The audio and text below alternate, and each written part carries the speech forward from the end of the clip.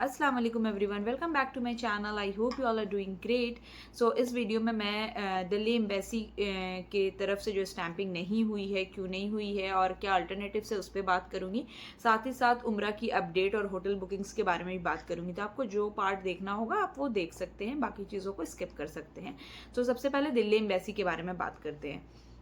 दिल्ली से visa stamp नहीं हुआ है बहुत से लोगों का, और बहुत से लोगों का हो चुका है। तो जिनका नहीं हुआ वो बहुत ज़्यादा परेशान हो रहे हैं, और परेशान होना उनका जायज़ है, क्योंकि कहीं ना कहीं ये जो रिकमेंडेशन थी कि 14 डेज़ के बाद आप कांटेक्ट करिए, या जो रूल्स है कि आप 14 वर्किंग डेज़ के बाद आप अपना सवाल पूछ सकते हैं कि वीज़ा क्यों नहीं स्टैंप हुआ, क्या परेशानी है।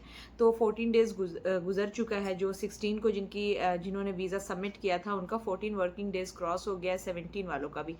लेकिन दिल्ली एम्बेसी के तरफ से वीज़ा स्टैंप नहीं हुआ है। बहुत से लोगों का हो भी गया है, मेरी फ्रेंड का भी वीज़ा स्टैंप नहीं हुआ है। अब रही बात कि बहुत सारे लोगों ने कांटेक्ट करने की कोशिश की, लेकिन उन्होंने कहा कि हमें रिस्पॉन्ड नहीं मिला है। तो अभी आप चेक करिए, मैंने कोलकाता ताशीर को कांटेक्ट किया, उन्होंने मुझे विद इन 2 मिनट्स रिप्लाई किया है। तो मैं ईमेल आईडीज़ लगा दूंगी, अगर आप चाहो तो आप कोलकाता ताशीर वालों, क्योंकि मेरे पास वीज़ा नंबर और सब कुछ नहीं है, मुझे वो फिर अलग से ईमेल लिखना पड़ता सारी चीज़ों के साथ, तो वो डेफिनेटली रिस्पॉन्ड करेंगे। तो आपको मैं ईमेल आईडी दे दे रही हूँ सारे ताशीर की, आप जहाँ से हो वहाँ से करो। और अगर कोई और ताशीर रिस्पॉन्ड नहीं करता है तो आई एम डेफिनेटली श्योर कि कोलकाता ताशीर ज़रूर रिस्पॉन्ड करेगा, तो आप उनसे चेक कर सकते हैं एक बार। अब दूसरी चीज़ ये है कि क्या रीजंस हो सकते हैं कि दिल्ली एम्बेसी से जो है पासपोर्ट स्टैंप नहीं हुआ है। मुझे तो ये लग रहा है टेक्निकल ग्लिच है, क्योंकि सिस्टम या तो अपडेट हो रहा, कुछ तो चीज़ें हैं। अच्छा, बहुत सारे लोग, क्योंकि ये ऐसा मैं क्यों कह रही हूँ या मेरा ऐसा क्यों मानना है, क्योंकि बहुत सारे लोगों का वीज़ा भी नहीं इशू हो रहा है। आपको मैं बता दूं, अभी 4 दिन पहले एक बंगाली मेरी फ्रेंड है, उनका वीज़ा इशू हुआ। उनके हस्बैंड जो हैं वो कोऑर्डिनेटर हैं, ठीक है। तो उनका visa with in 48 hours issue हो गया है दम्माम से। दूसरी चीज़ ये है कि दिल्ली एम्बेसी को आप कॉल करिए। गूगल पे आप जब नंबर लिखिएगा सऊदी एम्बेसी दिल्ली, तो वहाँ पे नंबर आएगा, उस पर आप कॉल करके चेक कर सकते हो कि दिल्ली एम्बेसी इज़ वर्किंग और नॉट। क्योंकि ये भी एक क्वेरी आई थी कि दिल्ली एम्बेसी पता नहीं वर्क कर रही है कि नहीं कर रही है। लेकिन ईमेल आईडी ताशीर की जो मैं दे रही हूँ उस पर डेफिनेटली आप ईमेल करिए, आपको जवाब ज़रूर मिलेगा इंशाल्लाह। अब उम्रा पे बात कर लेते हैं। उम्रा को लेकर के बहुत सारी लोगों के बीच में क्वेरीज थी कि मैंने रियाद और दम्माम का तो क्लियर कर दिया था कि आप विदाउट होटल बुकिंग आ सकते हैं। अब लोग ये पूछ रहे हैं, क्योंकि एजेंट कह रहे हैं कि नुसुक ऑथराइज्ड होटल चाहिए, तो हम क्या करें। नुसुक हमारा लॉगिन नहीं होता है वीज़ा नंबर के बिना। एजेंट तो बहुत कुछ कह रहे थे पहले भी, एंड दिस एंड दैट, तो मैं उस चीज़ पे नहीं जाना चाहती हूँ। तो आप ये कर सकते हैं कि आपको होटल्स बुकिंग, क्योंकि आपके पास वीज़ा नंबर नहीं है, तो आप कैसे करिएगा। आप अगर चाहोगे तो if you will tell me, if I get good number of comments, तो मैं आपको अपने नुसुक आईडी से लॉगिन करके कुछ लिस्ट ऑफ होटल दे दूंगी, अफोर्डेबल होटल्स।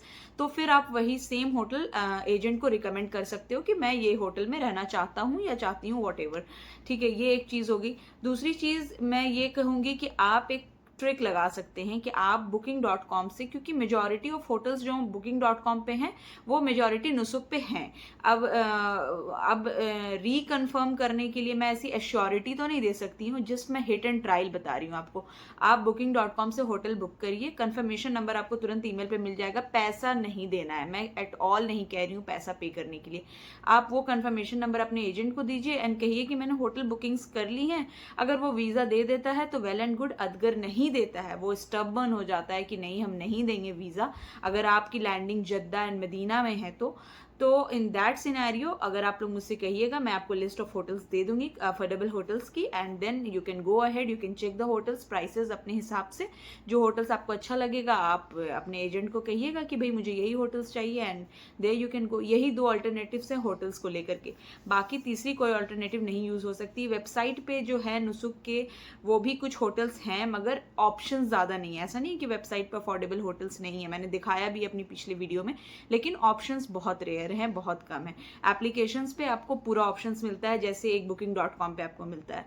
तो this is the major difference. तो यही मैंने बता दिया, सोल्यूशन यही है, स्ट्रेट एंड क्लियर।